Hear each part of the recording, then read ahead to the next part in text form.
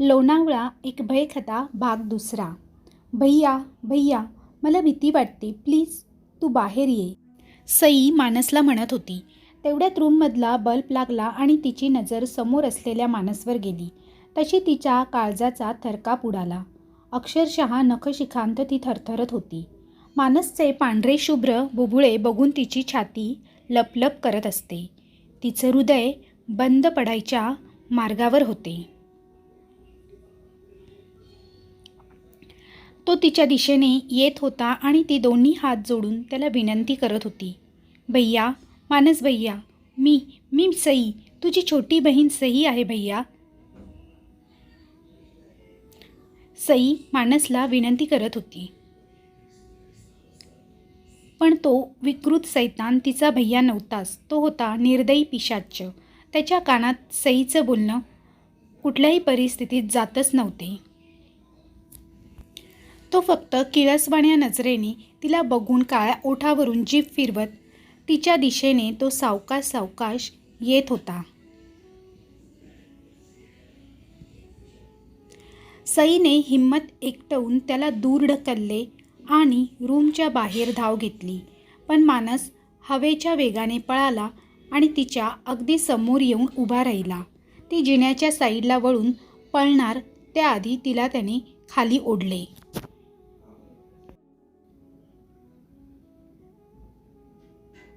ती जिन्यावरून घरंगळत खाली गेली. मानसही वरतून अलगद उडत तिच्या अगदी जवळच पोहोचला होता. सईच्या डोक्याला लागलं होतं. तिच्या अंगावरचे कपडे अनेक ठिकाणी फाटले होते. तिला बरेच ठिकाणी खरचटलं देखील होतं. डोळ्यातून आसवं गाळत होती. तिचे डोळेही बंद झाले होते. पिशाच्च मानस त्याचे कळकट काळे दात इचकून खी खी हसत तिच्या शरीराला हुंगत हुंगत तिच्या कमरेवर आला आणि त्याचवेळी घराचा मेन दरवाजा उघडला आणि गुरुजींनी अभिमंत्रित केलेले गंगाजल त्याच्या म्हणजेच मानसच्या अंगावर टाकले.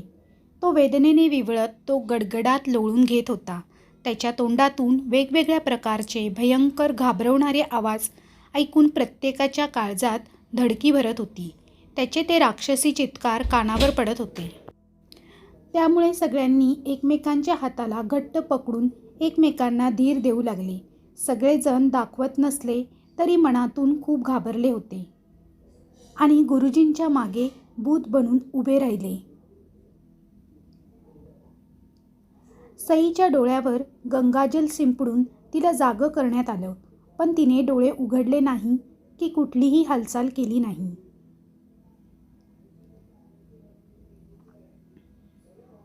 गुरुजींनी मानसच्या डोळ्यात खांद्यावरच्या झोळीतून मुठभर उदीची भुंकर मारली आणि मानसला थोड्या वेळासाठी बेशुद्ध करून कुंकवानी गोल रिंगण केले आणि त्यात त्या पिशाच्याला झोपवले. सईच्या पण तोंडात गंगाजल ओतले. त्यामुळे तिला लवकरच शुद्ध आली आणि तिच्या बेसुमार खाल्लेल्या शरीराला थोडं बरं वाटत होतं. ती सावकाश उठून बसली. तिला तिच्या आईवडिलांना पाहून तिचे मन भरून आले. ती त्यांना मिठी मारून रडू लागली. तिला बघून सगळ्यांच्या डोळ्यात पाणी आले होते. तिच्या बाबांनी तिला डोळ्यांनीच धीर दिला. तिला पण स्वतःच्या भावाची झालेली अवस्था बघून खूप वाईट वाटत होतं. मानसला जाग आली आणि तो सरळ मांडी घालून उठून बसला. गुरुजींनी त्याला दरडावून विचारले, कोण आहेस तू? मानस फक्त गुरगुरत होता. गुरुजी त्याला त्याच्याबद्दल विचारत होते. पण मानस त्यांच्या प्रश्नांना कोणताच प्रतिसाद देत नव्हता. गुरुजींनी त्याच्या अंगावर अभिमंत्रित कुंकवाचे पाणी टाकले तसे त्याच्या अंगाची आग झाली असावी. तो जोरजोरात आरडाओरड करू लागला होता. गुरुजींनी त्याला परत मोठ्या आवाजात विचारले, तू कोण आहेस? म्हणून विचारले असताना तू तुझं तोंड का उघडत नाही आहेस? तरी पण मानस बोलत तर नव्हताच. त्याचं पांढऱ्या बुबळ्यांनी एकटक प्रत्येकाकडे बघत होता. त्याचं ते बघणं तिथे उपस्थित असलेल्या प्रत्येकाच्या काळजाचा ठाव घेत होता.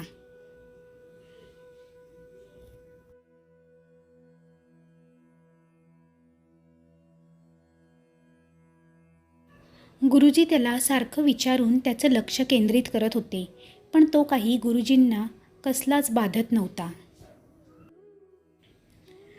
शेवटी गुरुजींनी त्यांचं उपयुक्त असलेलं अस्त्र काढलं. ते म्हणजे हनुमान चालिसा असलेले एक लॉकेट. त्याच्या डोक्यावर दाबले तसा तो सोड सोड मला सोड अशी विनंती करू लागला होता. गुरुजींनी त्याला बोलायला सांगितले तसा तो पोपटासारखं घडाघडा बोलू लागला होता.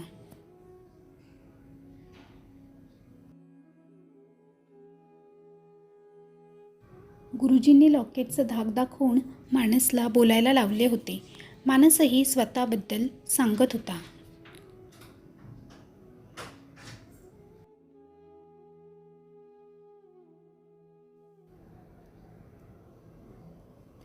मी राघव धांडे. मी मूळचा पुण्यातला HR डिपार्टमेंटमध्ये मी जॉब करत होतो. मला एक गर्लफ्रेंड होती, आदिती. तिच्यावर मी मनापासून जीवापाड प्रेम केले होते आणि ती पण माझ्यावर तेवढेच प्रेम करते असा माझा आंधळा विश्वास होता. नेहमी तिला तेवढे पैसे हवे असतील तेवढे पैसे मी पुरवत होतो. तिच्या एका हाकेवर मी सदैव तत्पर होतो. ती माझी गर्लफ्रेंडच नाही तर माझी बायको म्हणून मी तिचा मान सन्मान करत होतो. माझ्या याच गोष्टीचा तिने गैरफायदा घेतला. आमच्या रिलेशनला जवळपास 1 वर्ष पूर्ण झाली होती, पण मी तिला कधीच कोणत्या गोष्टीसाठी फोर्स केला नव्हता. मोजून 3 ते 4 वेळा किस घेतली असेल, तेही तिच्या सहमतीने.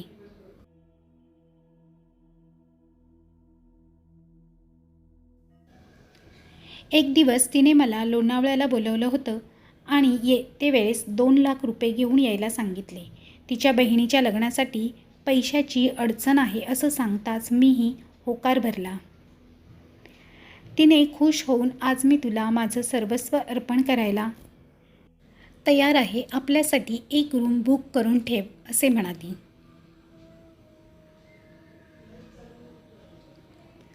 मला तर विश्वास बसत नव्हता. आदिती माझ्या सगळ्या इच्छा पूर्ण करायला तयार झाली होती. मी पण आनंदाच्या भरात एका रिसॉर्टमध्ये रूम बुक करून त्या दिवशी 2 ऐवजी 3 लाख रुपये घेऊन गेलो होतो. तिने सांगितल्याप्रमाणे तिची रूममध्येच वाट बघत बसलो होतो. त्या दिवशी खूप पाऊस पडत होता. मला तिने 5 वाजता येते म्हणून सांगितले होते. रात्रीचे 8 वाजले तरी तिचा अजूनही पत्ता नव्हता. वादळी पाऊस सुरू झाला होता. मला तिची खूप काळजी वाटत होती. तिचा मोबाईल पण स्विच ऑफ असा सांगत होता. मी तिच्या काळजीपोटी हैराण परेशान झालो होतो. 3-4 वेळा रिसेप्शनिस्टकडेही विचारूनही आलो होतो, पण ती काही येण्याचे चिन्ह दिसत नव्हते. रात्रीचे 9 वाजले असतील. माझ्या रूमचा दरवाजा वाजला. मी घाईघाईत दार उघडलं. समोर ती आणि तिचा एक मित्र उभा होता. तिच्या मित्राला बघून माझ्या कपाळावर आठ्या पडल्या होत्या. भर पावसात येऊन पण त्यांचे अंग भिजलेले नव्हते. एवढ्या पावसात हे कोरडे कसे काय असा प्रश्न मनात आला होता. पण का आणि वगैरे असे असतील असा विचार करून मी गप्प बसलो आणि तिच्या मनात नसतानाही त्या दोघांकडे बघून एक फेक स्माईल पास केली आणि त्या दोघांना रूममध्ये घेतलं.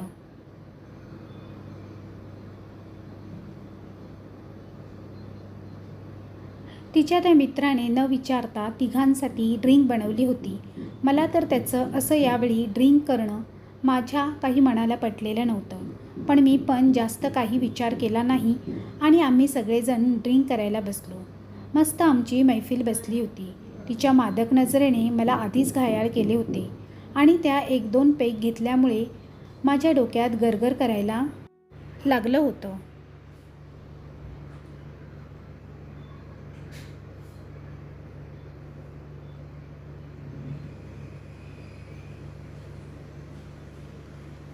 आदितीने माझ्याकडे बघून काळजीने विचारलं, तू ठीक आहेस ना राघव?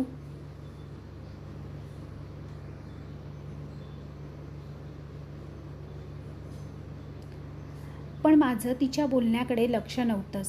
दोन्ही हातात माझं डोकं गच्च धरून मी खाली बसलो होतो. ते दोघे माझ्याकडे बघून निर्लज्जपणे हसत होते. मला समजायला वेळ नाही लागला की त्या दोघांनी मिळून माझा गेम केला होता. माझ्या घशात जळजळ वाढत होती. माझा जीव पाण्यासाठी तडफडत होता. पाणी पाणी करत मी आदितीकडे बघत होतो. पण तिने तर माझ्याकडे साफ दुर्लक्ष केले आणि तिच्या त्या याराला किस करत बसली. माझी तडफड बघून ते दोघे खुश होत होते आणि माझा जीव जातोय तरी त्यांच्या प्रणयात कसलाच खंड पडत नव्हता. मी शेवटचा श्वास रोखून धरला आणि त्या विवस्त्र अवस्थेत दोघांकडे बघितले आणि मनोमन ठरवले, परत येऊन याचा बदला मी नक्कीच घेईन.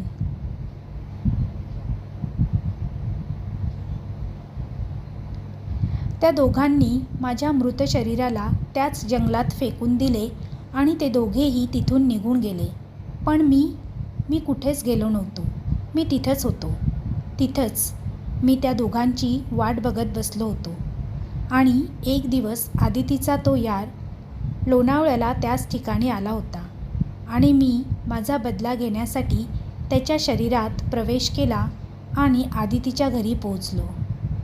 रात्रीच्या वेळी असं अचानक तिच्या यारला बघून आदिती घाबरली आणि तब्येत बरी नाही, माझे पिरियड्स आलेत वगैरे कारण देऊन त्याला तिथून ती जायला सांगत होती. पण मी तिला उचलून तिच्याच बेडरूममध्ये हाल करून तिला आपल्या कर्माचा मोबदला दिला. माझं खरं रूप पाहून ती हादरली आणि घाबरून तिने तिथेच जीव सोडला. पण मी त्या तिच्या मित्रालाही रेल्वे रुळावर झोपून ठेवले आणि काही क्षणात रेल्वेने त्याच्या शरीराच्या चिथड्या करून टाकल्या आणि त्यालाही मी ठार मारले. अंगावरून रेल्वे गेली. दोघांनाही त्यांच्या पापाची शिक्षा मिळाली आणि या जगातून ते मुक्त केले आणि मी माझा बदला पूर्ण केला. त्या सैतान राघवने त्याची आपबीती कहाणी सर्वांना सांगितली.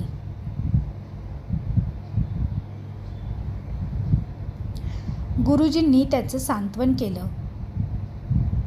राघव, तुझ्यासोबत जे काही झालं ते खूप वाईट झालं, पण यात या साध्या सरळ माणसाचा काय दोष आहे?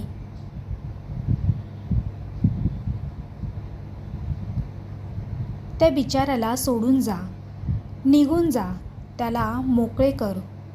तू एका आदितीसाठी किती निष्पाप मुलींचा जीव घेतला. तुला मी मुक्ती देतो. तू मानसला सोडून जा, नाहीतर तुझी काशी होईल.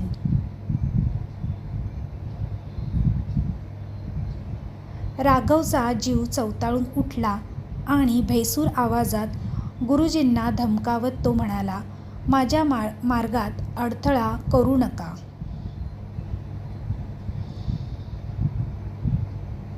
माझ्या मार्गात अडथळा करू नका असे तो म्हणत होता. थेरड्या, तू माझं काहीच वाकडं करू शकत नाही. मला मानसच्या शरीरातच राहायचे आणि अजून माझी तहान नाही मिटली. मी आधीही तहानलेलो होतो आणि अजूनही आहे. तू मला मोकळं कर, नाहीतर तुला तुझा जीव उगाचच गमवावा लागेल. गुरुजींनी तोंडातल्या तोंडात काही मंत्र पुटपुटले आणि त्याच्या अंगावर गंगाजल शिंपडून त्याच्या गळ्यात ते हनुमान चालिसाचं लॉकेट घातलं. तो महाभयंकर आवाजात किंचाळत होता आणि काही क्षणातच मानसची मान गरगर करून गोल राऊंड घेऊन एकीकडे झुकली. घरातले सगळे अवाक होऊन बघत होते. मानस निपचित पडला होता. त्याचा निष्प्राण देह बघून त्याच्या आईने हंबरडा फोडला. गुरुजी हतबल झाले. इतक्या कमी वेळात तो निसटून गेला तर होताच, पण त्या निष्पाप मानसचा नाहक बळी पण त्याने घेतला होता. गुरुजींनी ध्यानास्थ बसून त्याला कसे नष्ट करता येईल आणि त्याचा अंत कशा प्रकारे होतो याचा अंतर्मनात विचार करत होते. तासाभरात त्यांनी डोळे उघडले आणि मानसला अग्नी देऊन ते सगळे लोणावळ्याला निघाले. गुरुजींनी सईला पण सोबत घेतले. कारण त्याचा शेवट सईच करू शकत होती. त्या जंगलात त्याचं प्रेत शोधणं इतकं सहज सोपं काम नव्हतंच, पण त्याच्या शरीराला अग्नी दिल्याशिवाय तो मुक्त होणार नव्हताच.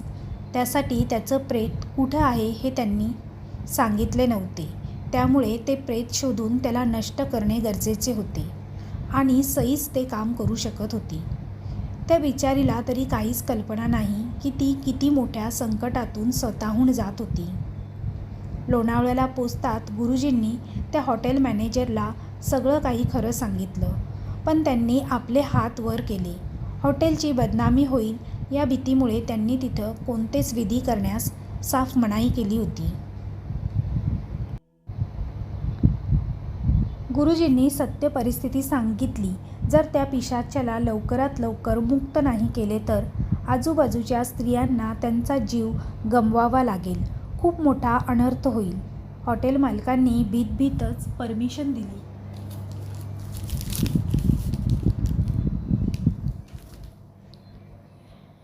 गुरुजींनी पूजेची तयारी सुरू केली. त्यांच्या जोडीला त्यांचा मुलगा आला होता. त्यालाही तंत्रमंत्राचे उत्तम ज्ञान प्राप्त होते. दोघांनी मिळून त्याच रिसॉर्टच्या मागच्या बाजूला अग्निकुंड तयार केला, ज्यात वाईट शक्तीचा विनाश होण्यासाठी मदत होणार होती. सई आणि तिचा परिवार गुरुजींच्या समोर बसून होती. सई फक्त एक माध्यम होतं, ज्यामुळे तो तावडीत सापडू शकत होता. ती रात्र शिवरात्री होती. अमावस्या दुसऱ्या दिवशी असल्याने आज आणि उद्या या 2 दिवसात त्याचा शोध घेणे गरजेचे होते. नवीन कोऱ्या कपड्यात सई हाताला मेहंदी लावून नव्या नवरीसारखी तयार होऊन बसली होती. सगळेजण फक्त मध्यरात्र होण्याची वाट बघत बसले होते. मध्यरात्र उलटून गेली तशी सईच्या हातात श्रीफळ दिलं आणि तिला त्या रिसॉर्टच्या परिसरात फिरायला सांगून तिच्यासोबत गुरुजी चालू लागले होते. सगळा परिसर पायाखालून घातला, पण काहीच उपयोग झाला नाही. सकाळचे 5 वाजले होते. सगळ्यांनी त्याच रिसॉर्टला रूम बुक केल्या होत्या. सगळेजण आराम करायला निघून गेले. रात्रभर जागरणामुळे सगळे थकून भागून झोपी गेले. सकाळी 10 वाजता सई आणि तिची आई जागी झाली. तिची आई निराश होऊन खिडकीतून बाहेर बघत होती, तर सई आईला मिठी मारून स्वतःला सुरक्षित आहोत याची मनाला खात्री करून घेत होती. आई सईला म्हणाली, सई, आपण इथून निघून जाऊयात. मी माझ्या मानसला गमावून बसले आहे. आता तुला काही झालं तरी मला गमवायचं नाही आहे, तर मग मी कुणासाठी जगायचं? सई म्हणाली, तुझं बरोबर आहे आई. जर का आपण इथून काही न करता गेलो तर तो पिशाच अजून दुसऱ्या कुणाचा तरी जीव घेईल ग. आपण आपल्या भैयाला गमावले, दुसरं कोणीही त्यांच्या माणसाचा जीव गमावतील ग. त्यासाठी आई, त्यांच्या निष्पाप त्या मुलीला, त्यांच्या मुलाला मला नाही गमावू द्यायचं. आई, मी जर नाही परत आले तरी तू न डगमगता सगळ्या गोष्टींना सामोरं जा. अजिबात खचून जाऊ नको आई. मी तुम्हा सगळ्यांवर खूप प्रेम करते आई, सई म्हणाली. सई आणि आई एकमेकींना समजावून सांगत होत्या आणि रडतही होत्या. संध्याकाळी परत शेवटचा प्रयत्न करून बघणार होते. आजची रात्र, अमावस्येची रात्र, गुरुजींनी सईला घेऊन थोडं लांब असलेल्या झाडीत शोध घेण्याचं ठरवलं. माचीस, मेणबत्त्या, टॉर्च, हनुमान चालिसाचे पुस्तकं, अजून बरेचसे पूजेचे साहित्य घेऊन ती दोघे त्या जंगलात गेले होते. रस्त्याच्या कडेपासून सुरुवात केली ते थोडं पुढे गेले होते की सई मनातून खूपच घाबरली होती. गुरुजींच्या तोंडातून मंत्र उच्चार होत होता. सईला खूप अस्वस्थता वाटू लागली आणि अचानक टॉर्च बंद पडला. तिला तिच्या समोरचं काहीच दिसत नव्हतं. दाट झाडी आणि त्यात अमावस्येमुळे खूपच दाट अंधार पडला होता. सई घाबरून गुरुजींना आवाज देऊ पाहत होती, पण तोंडातून शब्द फुटत नव्हता. तिचा घसा कोरडा पडला होता. हाताने चाचपडत ती गुरुजींना शोधत होती, पण तिच्या पायाला कोणाचं तरी डोकं लागलं. तिने तिच्या जवळ असलेल्या पर्समध्ये माचीसने मेणबत्ती लावून समोर धरली तर गुरुजी जमिनीवर पडलेले दिसले. त्यांना असं पडलेलं बघून तिची होती नव्हती सगळी हिंमत नाहीशी झाली. ती गुरुजींना उठवण्याचा प्रयत्न करत होती, पण गुरुजी काही शुद्धीत येत नव्हते. पण त्यांच्या काही अंतरावर एक पाठमोरा व्यक्ती बसला होता. सई फक्त रडायचं बाकी होतं. त्यानं त्याची मान फिरून तिच्याकडे तोंड केले तसे सईचे डोळे विस्फारले गेले. तो व्यक्ती दुसरं कुणीही नसून राघव होता. खोल डोळे, पांढरे बुबुळे, काळे दात आणि भीतीयुक्त हसणं. सईला चक्कर यायची, पण तिने मन घट्ट करून त्याच्याकडे बघत ती म्हणाली, राघव, तू तुझ्या जगात निघून जा. झालं ना तुझ्या मनासारखे. आधी तिला तू शिक्षा दिली, आता तू या जीवन मरण्याच्या फेऱ्यात का अडकून राहतोस? राघव, मुक्त हो. मी तुझी मदत करते. प्लीज, मी हात जोडून कळकळीची विनंती करते. एकाच्या कारणीमुळे तू सगळ्यांवर त्या गोष्टीचा परिणाम होईल. राघव बोलतो, खूप बोललीस. मला काही घेणं देणं नाही. माझा काय दोष होता? मी मनापासून तिच्यावर प्रेम केलं आणि तिने मला काय दिलं? तिच्या वागण्याचा मला किती त्रास झाला. कसं सहन करायचं होतं मी? सांग. नाही, मी या सगळ्या मुलींना भोगून तृप्त होईल. जोपर्यंत मी तृप्त होणार नाही तोपर्यंत मी मुक्तता करून घेणार नाही. सई म्हणते, राघव, तू माझ्या भैयासारखाच आहेस. त्या दिवशी जर माझ्याबरोबर भैयाने काही केलं असतं तर बहीण भावाच्या नात्याला कलंक लागला असता. माझ्या जागी तुझी बहीण असती तर तू तसंच काहीसं वागला असतास का? सईच्या बोलण्याने राघव गप्प बसला. त्याला काय बोलावं सुचत नव्हतं. फक्त तो खाली मान घालून विचार करत होता. सई म्हणाली, प्लीज राघव, थांबव सगळं. तुला या जगात कुठेही स्थान नाही. तू मुक्त हो राघव. राघव म्हणाला, नाही, मला बोलण्यात गुंतवू नको. मी आता कुठलाही विचार करणार नाही. मी तुझ्या शरीरात प्रवेश करून तुलाच मुक्त करतो.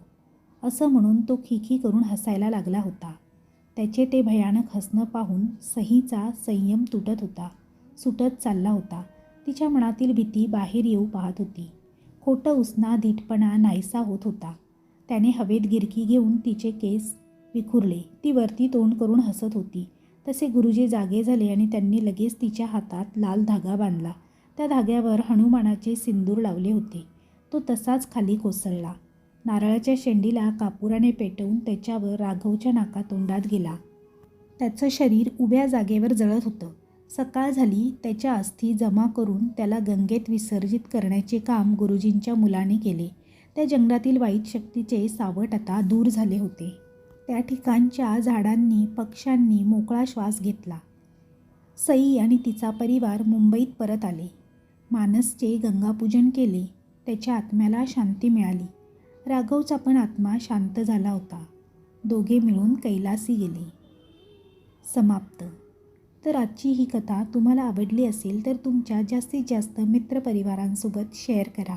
कथा आवडली असेल तर व्हिडिओला लाईक करा आणि चॅनेलला सबस्क्राईब करा. तसेच बेल आयकॉनवर क्लिक करून ऑलवर सेट करा, जेणेकरून तुम्हाला नवनवीन व्हिडिओचे नोटिफिकेशन लगेचच मिळतील. धन्यवाद.